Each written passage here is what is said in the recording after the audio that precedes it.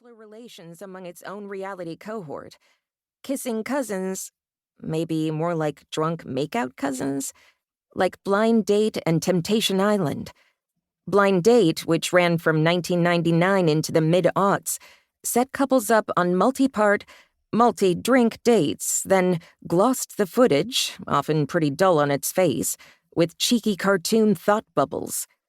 Temptation Island was a kind of false Rumspringa, bringing 4 committed couples to a resort, splitting them up and surrounding each with a cast of tempting, hence the name, professional bods of the opposite sex. Temptation was sort of the Bachelor's inverse, an experiment in romance busting rather than building, but tapped the same fears and longings. In its own way, it held up monogamy as an aspirational, self-improving end.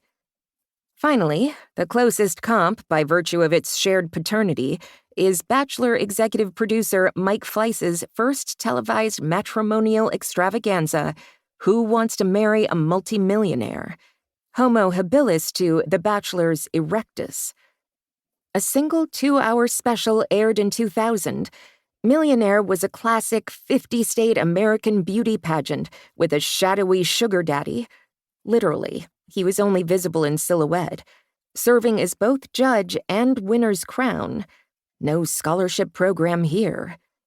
22 million people tuned in to watch Miss turned Mrs. Millionaire claim her prize of on-the-spot wedlock to the money bags.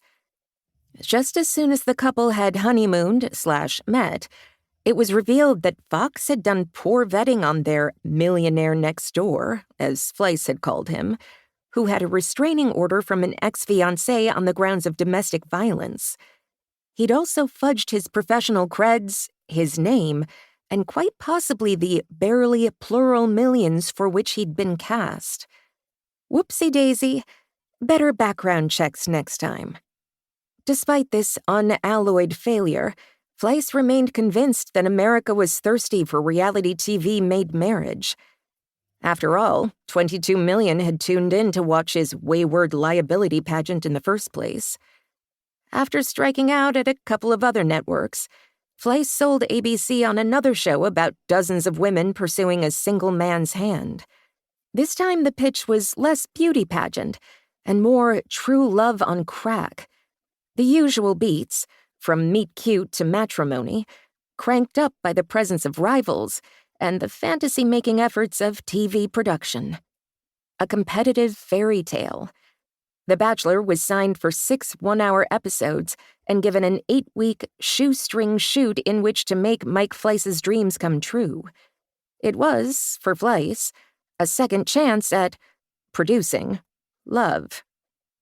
Unscripted dating shows that came before The Bachelor generated these standard reality TV goodies: embarrassing moments, interpersonal drama, the ups and downs of competition.